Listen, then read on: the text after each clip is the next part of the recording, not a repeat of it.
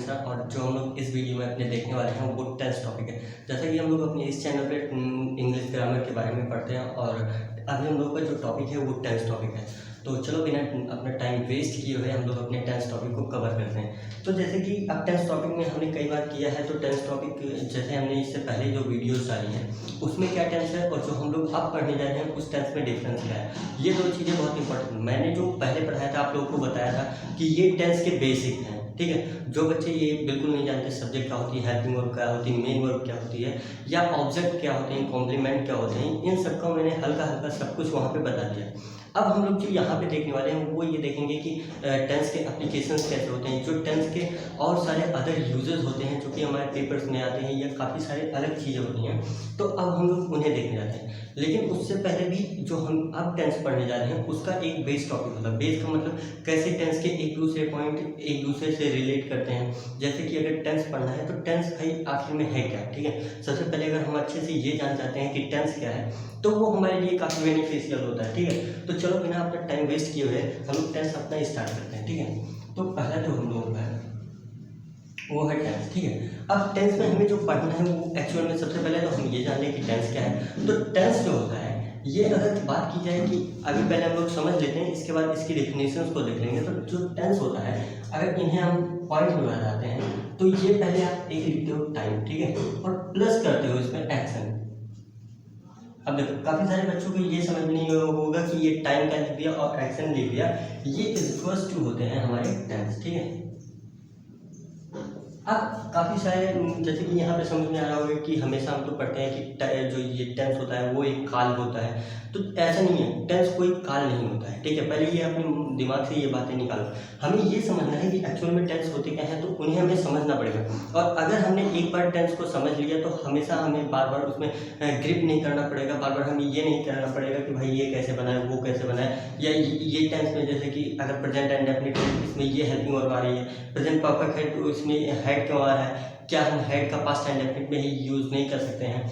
या अगर जैसे कि हमें बात करना होता है कोई एक्शन है तो वो एक्शन हम प्रेजेंट एंड डेफिनिट में लिख रहे हैं, या हम प्रेजेंट जैसे कि जो पास्ट प्रेजेंट एंड डेफिनिट है उसमें लिखें, या पास्ट एंड डेफिनिट में लिखें, या पास्ट परफेक्ट में लिखें, या प्रेजेंट परफेक्ट में लिखें। अगर इन सब चीज़ों का जो हमें जानना होगा, अगर हम ये बेस से करते हैं तो हमें काफ़ी अच्छे तरीके से ये समझ में आ जाएगा कि हम यहाँ पे ऐसा करते क्यों, ठीक है। तो चलो हम लोग यहाँ पे क्या देखने वाले हैं कि जो ये टाइम होता है ये क्या होते हैं और एक्शन होते हैं ये क्या होते हैं। और अगर हम टाइम जान लिया और एक्शन जान लिया तो हमें टेंस पता चल जाएगा। तो चलो अपने टाइम को देखते हैं। पहले देखो जो टाइम होता है, टाइम को डिस्क्राइब करने के लिए हम दो चीज़ों में उसे डिस्क्राइब करते हैं, ठीक है। तो पहला तो हम लोग देखने वाले हैं, जो पहली चीज़ है टाइम, जो टाइम को डिस्क्राइब करती है वो हम लोग कुछ इस तरीके से देखने वाले हैं। देखो जैसे कि कोई भी अगर चीज़ होती है, देखो एक अगर हम लोग लाइन ड्रॉ करते हैं, ठीक है, हम सभी जानते हैं कि ये एक लाइन है, ठीक है। इस लाइन के अगर एक पॉइंट पर्टिकुलर पॉइंट को लेते हैं, ठीक है, पर्टिकुलर पॉइंट को, तो इसे हम कहते हैं अगर प्रेजेंट कहते हैं।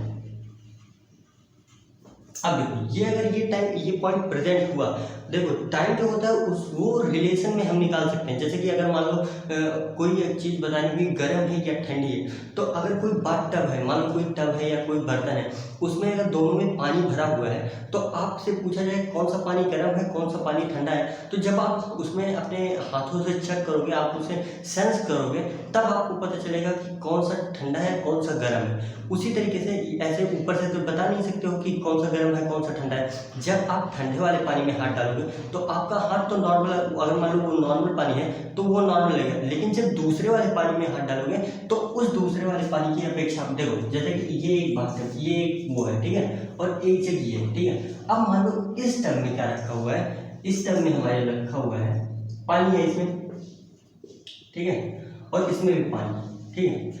अब पूछा जाए कि किसमें गर्म पानी है और किसमें ठंडा पानी, तो कैसे बताओगे? बिना किसी इंस्ट्रूमेंट के आपको बताना है तो आप अपनी उंगलियों से चेक करोगे। तो जब आप पहले इस वाले बाथटब में उंगली डालोगे तो ये कैसा भी हो, अगर ये गर्म होगा या नॉर्मल होगा, अगर नॉर्मल पानी जैसे हम लोग डेली लाइफ में यूज़ करते हैं वैसा पानी होगा तो आप कहोगे कि ये गर्म या ठंडा है, उस हिसाब से बता दोगे। लेकिन अगर ये बताया जाए कि इस पानी की अपेक्षा ये किस तरीके का है, तो आप अभी तो बता नहीं पाओगे। आप इसमें डालोगे, मान लो अगर ये पानी क्या हुआ, ठंडा हुआ, ठीक है, अगर ये क्या हुआ, कोल्ड हुआ, ठीक है, कोल्ड को इससे वो लिख दे रहे हैं। और मान लो अगर ये कोल्ड हुआ तो आप जब इस वाले टब में अपना हाथ डालोगे तो आपको कैसा हीट, आपको जो हाथ में जो है ना हीट का वो लगेगा कि हाँ भाई ये पानी गर्म है। लेकिन अगर आप पहले इस पानी में डालते हो और अगर ये हीट होगा, जैसे ये तो हीट होगा ही, तो अब इसमें से जब आप इसमें अपनी उंगलियों को डालोगे तो आपको इसमें क्या लगेगा कि ये पानी तो बहुत ठंडा है। तो अगर इसके अकॉर्डिंग देखा जाए तो ये पानी ठंडा है और इसके अकॉर्डिंग देखा जाए तो ये पानी गर्म है। तो इस तरीके से अगर हमें जानना है टाइम को, तो टाइम के एक प्रेफरेंस, एक पॉइंट को लेना पड़ेगा, उस टाइम के अकॉर्डिंग आगे या पीछे हमें देखना होगा। जैसे देखो ये बात आई होप आपको समझ में आई होगी, और नहीं समझ में आई है तो अभी आगे हम लोग जो देखने वाले हैं उसमें काफ़ी अच्छी तरीके से आपको क्लियर होगी। तो देखो इसे मैं इरेज करता हूँ, तब तक आप एक बार देखो इसे।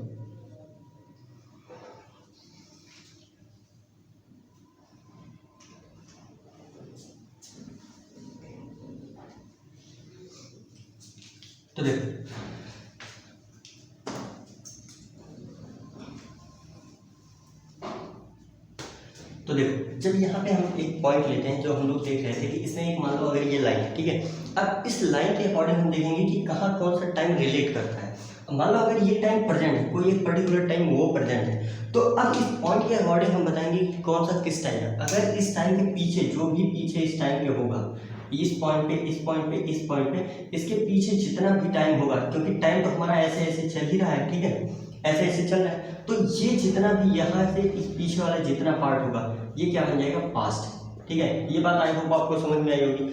इसके बाद ये जो ये पर्टिकुलर पॉइंट है, इस पॉइंट के जैसे आगे बढ़ोगे इस पॉइंट में, ये टोटल यहाँ से पूरा आगे क्या बन जाएगा,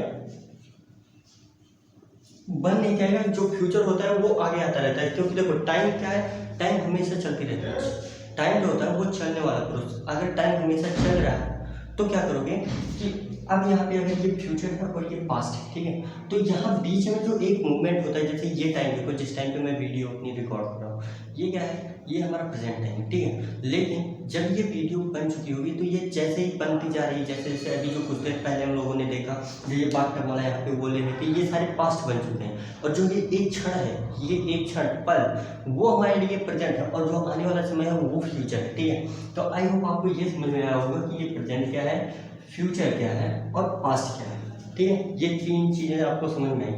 अब हमें ये समझना है, एक यहीं पे आपको एक पॉइंट और बताता हूँ। देखो हमने ये समझ लिया प्रेजेंट, पास्ट और फ्यूचर क्या है, ये टाइम होते हैं, ठीक है। यहाँ पे आप इसे अगर टाइम से नोट करो, प्रेजेंट टाइम, पास्ट टाइम और फ्यूचर टाइम, ठीक है।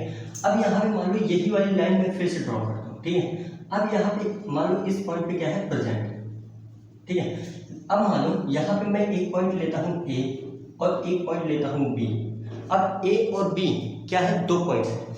अब यहाँ पे अगर मैं इस पॉइंट से प्रेजेंट वाले पॉइंट से इस बी वाले पॉइंट को रिलेट करता हूँ, ठीक है, इस वाले पॉइंट से इस वाले पॉइंट को रिलेट करता हूँ, तो ये क्या बन जाएगा हमारे लिए, पास्ट। ये क्या बन जाएगा हमारे लिए, पास्ट। या इस पॉइंट से, प्रेजेंट वाले पॉइंट से डायरेक्ट हम पीछे का कोई भी पॉइंट लें, वो हमारे लिए क्या बनेगा, पास्ट। टोटल ये या ये पूरे इतने में क्या सब बन जाएंगे, पास्ट। लेकिन अगर हम इस बी वाले पॉइंट से, देखो अगर हम 3 पॉइंट्स मान लीजिए, तो अगर हम इस पॉइंट से पहले इस पॉइंट पे आते हैं और इस पॉइंट के थ्रू, देखो पहले हम लोग इस पॉइंट पे आएंगे और इस पॉइंट के थ्रू इस पॉइंट पे जाते हैं, तो हम इसे कहते हैं पास्ट ऑफ पास्ट।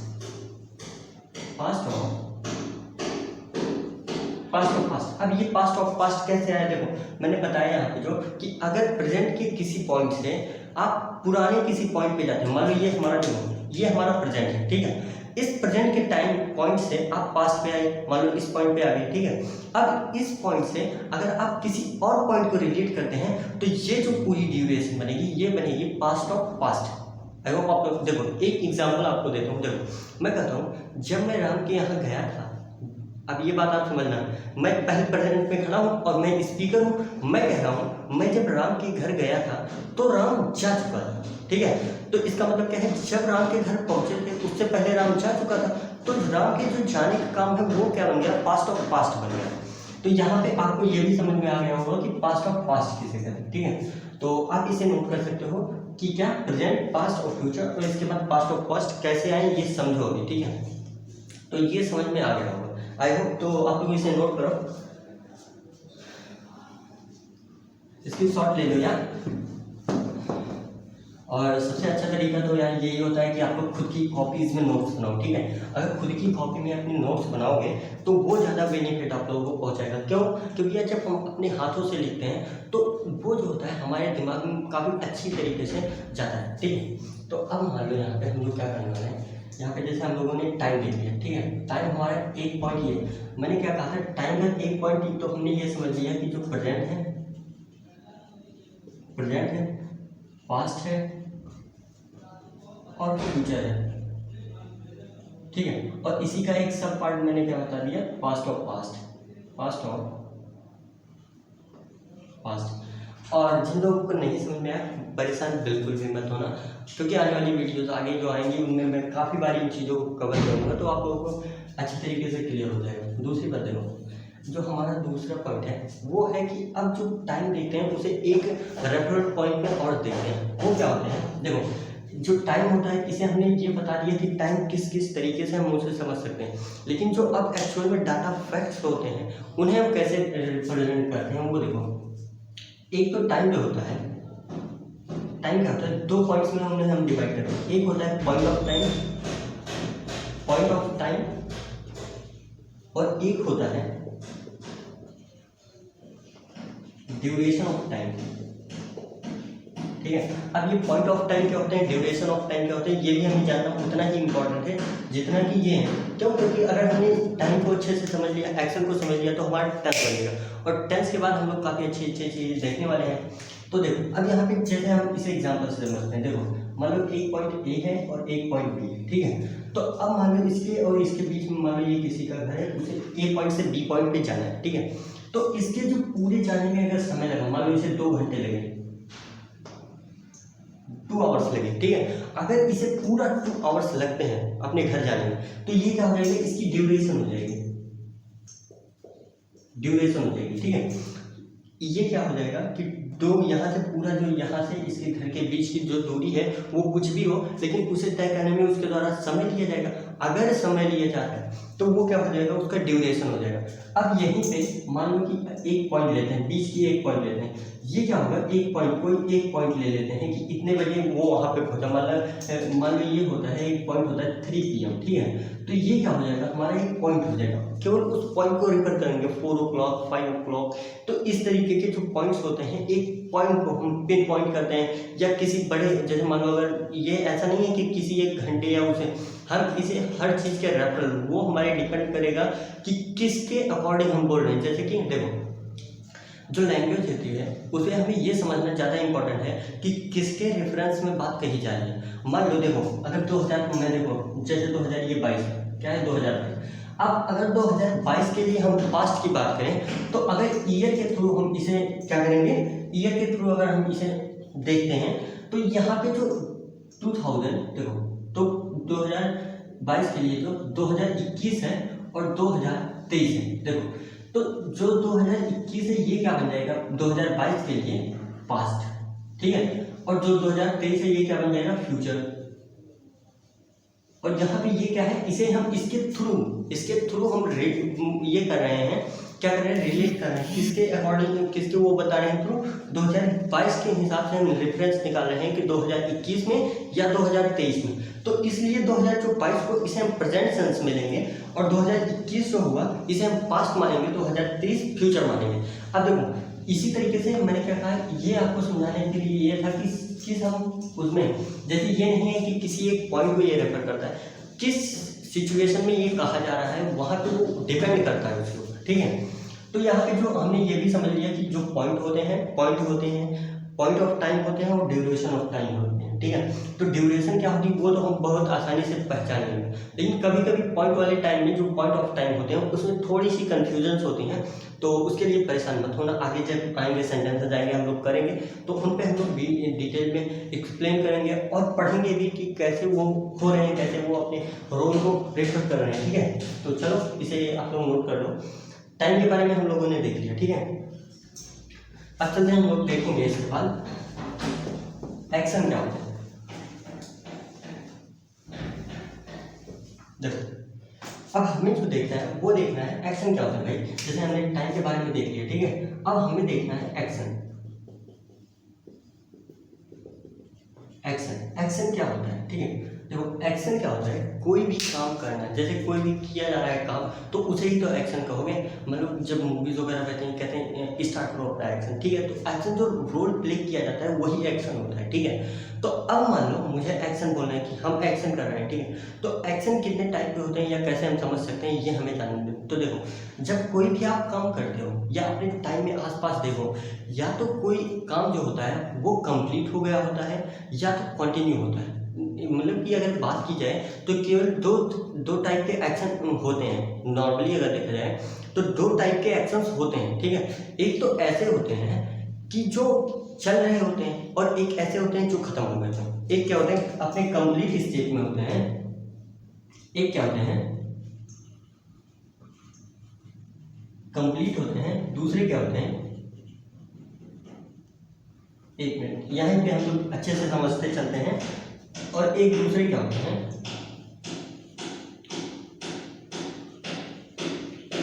इनकम्प्लीट। तो कंप्लीट एक्शंस क्या होते हैं और इनकम्प्लीट एक्शंस क्या होते हैं ये हमें जानना है। देखो कोई काम, अभी देखो जो हम लोग ये पढ़ाने का काम है, देखो जो अभी मैं वीडियो बना रहा हूँ, जो वीडियो बनाने का काम है ये क्या है, जारी है, ये चल रहा है। अगर ये एक्शन चल रहा है तो ये क्या अभी मैंने पढ़ा लिया, क्या मैंने अपनी क्लास खत्म कर दी, तो अभी खत्म नहीं की, इसका मतलब चल रहा है। तो अगर ये चल रहा है तो क्या होगा, ये इनकम्प्लीट है ना। तो अगर ये इनकम्प्लीट एक्शन है तो हम इसे बोल देते हैं कि कोई काम अगर कंप्लीट नहीं हुआ है और वो चल रहा है और वो किस प्रोसेस में था, हम जैसे कहते हैं कॉन्टिन्यू है। कोई भी काम अगर चल रहा होता है तो हम कह देते हैं ये एक्शन जो है कॉन्टिन्यूअस है, कॉन्टिन्यू है, ठीक है। तो कॉन्टिन्यू जो एक्शन होते हैं हम उन्हें लिख देते हैं कॉन्टिन्यूस, ठीक है। अब देखो यहाँ से जो इनकम्प्लीट एक्शंस होते हैं हम उन्हें लिख देते हैं कॉन्टिन्यूस। क्यों, क्योंकि देखो कोई एक्शन अगर इनकम्प्लीट है और वो चल रहा है, ठीक है, या तो एक्शन कंप्लीट होगा या तो इनकम्प्लीट होगा, ठीक है। अब जो एक्शन इनकम्प्लीट होते हैं उन्हें हम लिख देते हैं कॉन्टिन्यूअस के थ्रू, यानी कॉन्टिन्यू होते हैं वो, और उन्हें हम कॉन्टिन्यूअस के थ्रू रिप्रेजेंट करते हैं, ठीक है। और जो एक्शन कंप्लीट हो जाते हैं, मान लो कोई एक्शन कंप्लीट हो गया तो वो आप लिख देते हो परफेक्ट। आप कहते हो ये एक्शन क्या हुआ, परफेक्ट हो गया, ठीक है। अब कंटिन्यू क्या होता है, कैसे होता है, देखो मान लो कोई बच्चा है, ठीक है, देखो अब ये बच्चा मान लो इसे यहाँ पे जाना है, ए कोई पॉइंट है इस पे जाना है, तो अब यहाँ से जब ये चलेगा, अब ये हम कैसे समझे कि टाइम इसमें रोल क्या अदा कर रहा है, भाई टाइम का क्या महत्व है, ठीक है। तो देखो जब कोई भी एक्शन होता है तो उस एक्शन में टाइम लिया जाता है। कैसे, देखो अब यहाँ से अगर ये बच्चा जाएगा, यहाँ से ए पॉइंट के लिए बच्चा यहाँ पे मान लो ए पॉइंट यही है, अब यहाँ से जब ये चलेगा इस पॉइंट से जाने के लिए तो इसके द्वारा टाइम लिया जाएगा। ये बात तो समझ में आ रही होगी ना, टाइम क्यों लिया जाएगा, क्योंकि याद रखो जब हम कोई भी काम करते हैं तो उसमें टाइम लगता है। ऐसा अगर मान लो टाइम किसी भी एक्शन से, किसी भी काम से टाइम को इन्फिनिटी या जीरो कर दो तो कहाँ एक्शन एग्जिस्ट कहाँ करेगा। हर काम को करने में टाइम लगता है, और टाइम क्यों लगता है, क्योंकि टाइम तो हमेशा चल रहा है, तो इसलिए उसमें टाइम कवर होता है, ठीक है। अब जब टाइम कवर होगा तो उसके द्वारा जो वहाँ पे एक्शन किया जा रहा होगा वो किसी न किसी पॉइंट तक जा रहा होगा, और अगर वहाँ पे जा रहा होगा वो चल रहा होगा तो वो क्या होगा, कंटिन्यू होगा, ठीक है। तो यहाँ से हमें क्या सीखा, ये बातें हमें इंपॉर्टेंट हैं ये कि एक्शन दो टाइप के होंगे, एक तो कंटिन्यू होगा, दूसरा क्या होगा, एक या तो कंप्लीट होंगे या तो दूसरे क्या होंगे, इनकम्प्लीट होंगे, ठीक है। तो जो कंप्लीट एक्शंस होंगे उन्हें हम परफेक्ट में लिखेंगे, और जो इनकम्प्लीट एक्शंस होंगे उन्हें हम किस में लिखेंगे, कॉन्टिन्यूअस पे लिखेंगे, ठीक है। तो अब हम सबसे पहले ये समझ लेते हैं कि इसके बाद भी क्या कुछ होते हैं। देखो जैसे हमने यहाँ पे देखा कॉन्टिन्यूअस और परफेक्ट के बारे में हम लोगों ने देखा, ठीक है। अब यहाँ पे हम ये देख लेते हैं, कोई एक्शन है अगर वो चल रहा होगा, अब आप इसे समझो, कोई एक्शन है अगर वो चल रहा होगा इस तरीके से, ठीक है, तो आप उसे किस में लिख दोगे, कॉन्टिन्यूअस में, ठीक है। अब कॉन्टिन्यूअस ये मत लिखना कि अभी इसमें कुछ ऐड मत करो, ठीक है, अभी मैं बताता हूँ। देखो कॉन्टिन्यूअस में लिख दोगे, इसके बाद मान लो कोई एक्शन ऐसा है जो कि कंप्लीट हो गया, यानी कि इस पॉइंट से स्टार्ट हुआ और इस पॉइंट पे कंप्लीट हो गया, इसे किस में लिख दोगे, परफेक्ट में, ठीक है। अब मान लो कोई एक्शन ऐसे हुए हैं तीसरा, इन्हीं दोनों को कॉम्बिनेशन हम मिला के बना देते हैं। कोई एक्शन ऐसा हुआ जो कि एक पॉइंट से स्टार्ट हुआ था, ठीक है, एक पॉइंट से स्टार्ट हुआ था, उसका कुछ एक्शन हो गया है और अभी भी वो कंटिन्यू है, ठीक है। तो ऐसे एक्शंस को क्या लिखोगे, देखो इतना एक्शन तो इसका परफेक्ट हो गया है और इसके बाद क्या हो जाता है, इसके आगे अभी कंटिन्यू भी है तो हम लिख देते हैं परफेक्ट कंटिन्यूअस, ठीक है। अब इसके बाद चौथा जो हम लोग एक बनाते हैं वो क्या होता है, कोई एक्शन अगर हमें यही ना पता हो वो कि वो किस टाइम में हो रहा है। अब ये बात जानना हमें ये भी इंपॉर्टेंट है कि कोई एक्शन किस टाइम में हो रहा है, हम ये कैसे पता करें। देखो यही तो मैं अभी आप लोगों को बता रहा हूँ कि कोई एक्शन अगर किस टाइम में हो रहा है ये पता चल जाएगा अगर आप लोगों को, तो आप लोग टेंस आराम से बना सकते हो, बड़ी आसानी होगी आप लोगों को उसमें डिफाइन करने में कि क्या क्या किस टाइम पे हो रहा है। देखो अगर कोई एक्शन कंटिन्यू है तो आप कंटिन्यूअस में लिख दो, कंप्लीट है अगर इनकम्प्लीट होगा तो उसे कंटिन्यूअस में लिख दोगे, अगर परफेक्ट कंप्लीट हो जाएगा उसे परफेक्ट में लिख दोगे।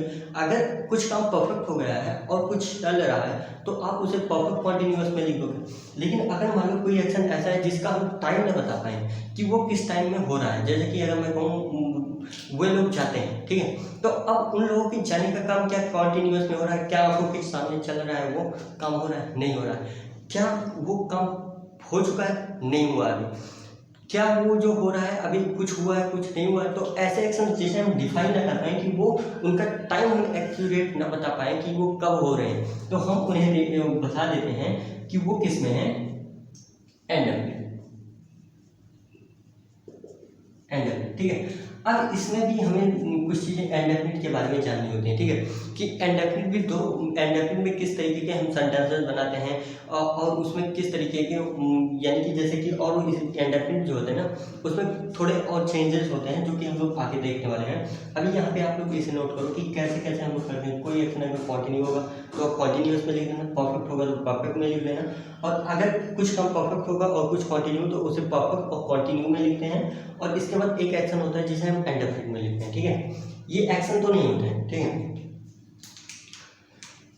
तो इन्हें नोट कर लो आप।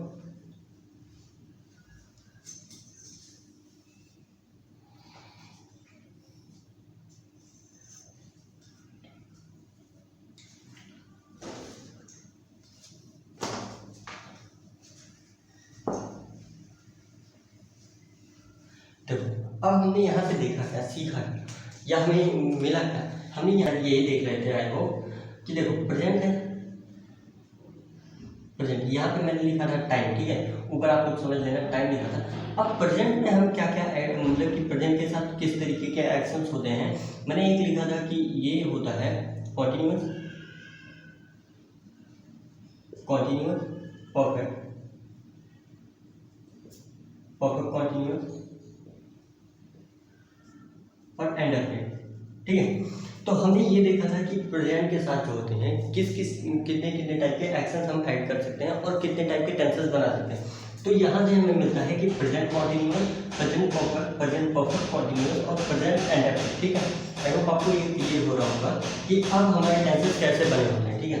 तो और दूसरा हम लोग जो देखते हैं वो पास्ट के साथ सेम यही चीज़ करते हैं। एक होता है पास्ट, ठीक है, अभी हम लोगों ने टाइम में देखा था, यहाँ पे लिख देता हूँ, ये यहाँ लिखा तो है नीचे यार, देखो टाइम वाला ये है और एक्शन वाला ये है, ठीक है। तो अब देखो यहाँ पे हमने क्या देखा कि जो पास्ट होते हैं पास्ट के साथ ही यही सारी चीज़ें आ रही होती हैं, और इसी तरीके से हमारा जो तीसरा होता है फ्यूचर, फ्यूचर के साथ भी यही तीन चीज़ें आ रही होती हैं, बात समझ में। अब देखो अगर ये तीनों चीज़ें सबके साथ आ रही होती हैं तो अब हम यहाँ से ये समझ जाते हैं कि हम देख लेते हैं कि टेंस कितने टाइप के होते हैं। तो टेंस जो होते हैं वो देखो यहाँ पे हमें 4 हो रहे हैं क्योंकि एक के साथ 4 बन रहे हैं और ये 3 मैंने लिखे हैं, तो 3 इंटू देखो 3 इंटू 4, तो 4 3 जा कितने हो जाएंगे 12, यानी 12 टाइप के टेंसेस हमें पढ़ने हैं। अब ये 12 टाइप के टेंसेस पढ़ने हैं तो चलो हम लोग देख लेते हैं, लेकिन उससे पहले हमें एक चीज़ और जाननी है, ठीक है। जितना हमें यहाँ पे ये जानना है, देखो हमें ये जानना है, जैसे हमने यहाँ पे टाइम जान लिया, एक्शन जान लिया, और इससे हमें ये पता चल गया कि टेंस क्या होते हैं। आई होप मैंने आप लोगों को ये भी बता दिया था कि टेंस की डेफिनेशन क्या होती है। अगर इनके अकॉर्डिंग करोगे, tense is a verb form which refers a specific point in a time, ठीक है। क्या होती है, tense is a verb form which refers a specific point in a time. अब अगर कोई भी जो टेंस होती है वो वर्ब की एक ऐसी फॉर्म होती है जो कि किसी स्पेसिफिक टाइम को एक पॉइंट में रिप्रेजेंट करती है, ठीक है। तो अगर ये बात ऐसी है कि वो रिप्रेजेंट करती है एक स्पेसिफिक पॉइंट को, तो इसके अलावा हम देख लेते हैं कि हम यहाँ पे एक हमें अदर पार्ट थोड़ा सा देख लेना चाहिए वर्ब का, कि भाई एक्चुअल में ये वर्ब क्या होती है, ठीक है। कि वर्ब जो होती है वो क्या होती है, वो किस तरीके से काम कर रही होती है, ठीक है। और वर्ब हमें टेंस में किस तरीके से हेल्प करती है। तो जो वर्ब होती है वो वर्ब, मान लो कोई भी एक्शन होता है, जो काम होता है, जो मैंने यहाँ पे लिखा है एक्शन, जब यही काम होता है तो यहाँ पे मैंने एक्शन लिखा है, लेकिन अगर उन्हें टेक्निकल वे से कहो तो जब यही एक्शन ही वर्ब होती है, कोई भी किया गया एक्शन वो एक वर्ब होती है, कोई भी किया गया एक्शन, क्योंकि देखो एक्शन में जो होगा वो टाइम लेगा, और जब टाइम लेगा तो वही हमारा वर्ब बनता है। देखो जैसे कि देखो मैं कह रहा हूँ मैं चल रहा हूँ, चलने का एक्शन कर रहा हूँ, और ये एक्शन ही क्या है हमारे लिए, एक वर्ब है। तो जो ये वर्ब होती है वो क्या होती है, इनकी फॉर्म्स होती हैं। अगर उन्हें देखो, मान लो कोई एक, मैं सिंपल सा जो आप लोग सब जानते होंगे, क्योंकि हर बच्चे को ये पता होना चाहिए कि कोई भी वर्ब अगर ले रहे हैं तो उनकी फॉर्म्स होती हैं, ठीक है। अब ये फॉर्म्स क्या होती हैं हम ये समझें, क्योंकि जो अभी मैंने ये टाइम लिखा, इस टाइम को ही रिप्रेजेंट करने के लिए अलग अलग चीज़ों में हमें अलग अलग टाइम वो वर्ड्स मिली होती हैं। देखो जैसे अगर कहीं पे भी वर्ब की फर्स्ट फॉर्म रिप्रेजेंट करती है, जो वर्ब की फर्स्ट फॉर्म होती है उसे हम यूज़ करते हैं प्रेजेंट एंड डेफिनिट टेंस, ठीक है। क्या होती है, जो इसकी वर्ब की बेस फॉर्म होती है ये होती है हमारे इंडेफिनिट को रिप्रेजेंट करने के लिए। देखो यहाँ पे हम लोग लिख देते हैं,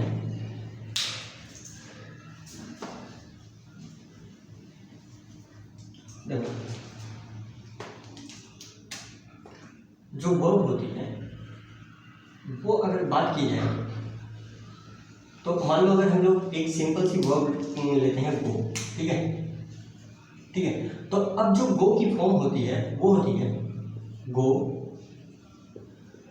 वेंट, गॉन और गोइंग, गोज, ठीक है। अब यहाँ पे हम क्या देख रहे हैं कि ये 5 टाइप की मैंने इसकी इसी गो वर्ड है रिलेटेड चीज़ें लिखी। सभी बच्चों को ये पता होंगी कि ये फॉर्म्स होती हैं, लेकिन हम कई बार इन्हें पढ़ते गलत तरीके से। हम ये कहते हैं ये वर्ड की ये क्या है, ये हम V1 कह देते हैं, V2 कह देते हैं, V3 कह देते हैं, V4 कह देते हैं, V5 कह देते हैं, ठीक है। जबकि हमें ये इस तरीके से नहीं पढ़ना है, समझ लो। ऐसा क्यों नहीं पढ़ना है, क्योंकि देखो एक वर्ब होती है V, अगर हम लोग इसे V इस तरीके से पढ़ेंगे V1 V2 V3 V4 V5, तो इस तरीके से इलॉजिकल होता है। अगर यहाँ पे एक वर्ड होती है बी, ठीक है, बी की जो फॉर्म होती है वो होती है is are am, was, were, be और बी और बी। तो अब यहाँ पे और बी जो होती है वो स्वयं ही बी, ये स्वयं ही एक वर्ब होती है। तो आप इसे तो कभी ऐसे नहीं कहोगे V1 V2 V3 V4 V5 V6 V7 V8, आप इसे इस तरीके से नहीं पढ़ सकते, ठीक है। तो इससे हमें ये समझ में आता है अगर V8 नहीं होता है तो V5 भी नहीं हो सकता। यहाँ पे हमें सही तरीके से कि जो वर्ड की जो फर्स्ट फॉर्म होती है हम इसे कहेंगे वर्ड की फर्स्ट फॉर्म। वर्ड की जो फर्स्ट फॉर्म होती है वर्ड की वो क्या होती है, वो हमें प्रेजेंट को रिप्रेजेंट करने के लिए आती है। क्या होती है, वो प्रेजेंट टाइम को रिप्रेजेंट करने के लिए आती है, और जनरली ये इंडेफिनिट को रिप्रेजेंट करती है। यानी कि अगर वर्ब की कोई फर्स्ट फॉर्म लिखी है तो उसका हम यूज़ इंडेफिनिट में करते हैं, प्रेजेंट के इंडेफिनिट में करते हैं, ठीक है। अब यही इसके बाद हम लोग चलते हैं, जो ये वेंट होता है, जो वेंट होता है इसका जो काम होता है वो पास्ट के एक्शंस को यानी पास्ट के टाइम को रिप्रेजेंट करने के लिए आती है। क्या, पास्ट के टाइम को, ठीक है, कि जो काम हुआ। जो यहाँ पे गॉन होता है ये परफेक्ट को रिप्रेजेंट करने के लिए आती है, ठीक है। देखो ये किसके लिए आती है, इंडेफिनिट, इंडेफिनिट, ठीक है। और ये क्या होती है, ये आती है हमारी परफेक्ट के लिए, ठीक है। और गोइंग जो होती है ये आती है हमारी, देखो ये गोइंग जो होती है ये ये होती है कॉन्टिन्यूअस एक्शंस के लिए आती है। देखो अगर कहीं पे कोई भी एक्शन लिखा होगा कॉन्टिन्यूअस में, ठीक है, तो वहाँ पे ये क्या होगी, कॉन्टिन्यूअस फॉर्म में वर्ब भी लिखी होगी। अगर हमें कॉन्टिन्यूअस को रिप्रेजेंट करना है तो मान लो मैं कहता हूँ मैं खा रहा हूँ, तो यहाँ पे जो खाने का काम है वहाँ पे ईट की जगह हम देखो ईट की फॉर्म भी ऐसे चलेगी, तो यहाँ पे हम क्या करेंगे, ईटिंग का यूज़ करेंगे क्योंकि वो कॉन्टिन्यूअस एक्शन में है। तो यहाँ पे क्या कहोगे, आई एम ईटिंग, ठीक है। इसी तरीके से अगर यहाँ पे वर्ब की बात की जाए तो ये जो होती है वर्ब की ये फर्स्ट फॉर्म में होती है, वर्ब की ये फर्स्ट फॉर्म में होती है, लेकिन ये वर्ब की जो ये होती है फर्स्ट फॉर्म में ये सब टाइप होती है, यानी कि ये अगर कहीं पे सिंगुलर वर्ब होता है तो उसके साथ हम डोज का यूज़ करते हैं, और ये अगर प्लूरल होता है, देखो जब सब्जेक्ट के अकॉर्डिंग हम इनके लिए यूज़ करते हैं, ठीक है। तो अगर बोथ होता है तो वहाँ पे सिंगुलर वर्ब होती है, अगर वो होता है तो वहाँ पे प्लूरल वर्ब होती है, प्लूरल सब्जेक्ट होते हैं, ठीक है। तो आई होप आपको ये भी समझ में आया होगा कि अगर हम एक्शन वर्ब को लिखते हैं तो वर्ब को हम लोग रिप्रेजेंट कैसे करते हैं, ठीक है। तो इसी तरीके से जैसे वी देखा आपने, वी क्या होती है, वी जो इतने होते हैं, वी जो बनाई गई, इसका मतलब अगर देखा जाए तो होना, हम लोग होना के सेंस में लेते हैं, ठीक है। तो ये वर्ब की हेल्पिंग वर्ब के रूप में यूज होते हैं, ठीक है। इसी तरीके से एक और वर्ब होती है जिसको हम हेल्पिंग वर्ब के रूप में यूज करते हैं, हैव, ठीक है। और एक और होती है, वो होती है डू, ठीक है। तो हम इनके फॉर्म्स लिख देते हैं, डू के साथ डज, ठीक है, ये इंडेफिनिट में यूज करने के लिए आती है। फिर इसके बाद जो आती है वो होती है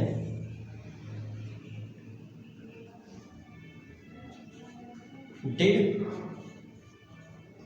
डू, डिड, डन और डूइंग, ठीक है। और इसी तरीके हैज होता है, इसी में सब ये होता है हैज, सिंगुलर को अगर मान लो सिंगुलर सब्जेक्ट है तो उसके लिए हैज और हैव वर्ब की ये दोनों बेस फॉर्म होती है। वर्ब की बेस फॉर्म एक्चुअल में टू होती हैं, एक होती है हैज और एक होती है हैव, एक होती है हैव, ठीक है। तो हैज हैव वर्ब की दो सिंगुलर फॉर्म होती हैं। इनमें से अब देखो यहाँ पे मैंने लिखा हैज और हैव, इसके बाद यहाँ पे जो इसकी पास्ट को रिप्रेजेंट करने के लिए आते हैं, जो पास्ट के टाइम को रिप्रेजेंट करने के लिए आते हैं, उनके लिए हम यूज करते हैं हैड, और परफेक्ट के लिए भी हैड का, और कॉन्टिन्यूअस के लिए हैविंग का। देखो अब इनके कई कई अलग सेंस भी होते हैं, वो आगे हम लोग देखेंगे, ठीक है। लेकिन हमने आज की वीडियो में क्या क्या देखा, हमने टाइम के बारे में देखा, एक्शन के बारे में देखा, फिर वर्ब के बारे में देखा, और वर्ब के बाद हमने ये भी देखा, वर्ब के आज हम लोगों ने 4 चीज़ें कवर की। एक तो हमने ये देखा कि हेल्पिंग वर्ब के रूप में किन किन वर्ड्स का यूज़ करते हैं। एक वर्ब हमारी होती है वी, एक वर्ब होती है डू, एक वर्ब होती है हमारी हैव। इन 3 वर्ड्स को हम मिला के जो हेल्पिंग वर्ड होती हैं पूरे टेंस की उन्हें फॉर्मेट देते हैं, ठीक है। और उनके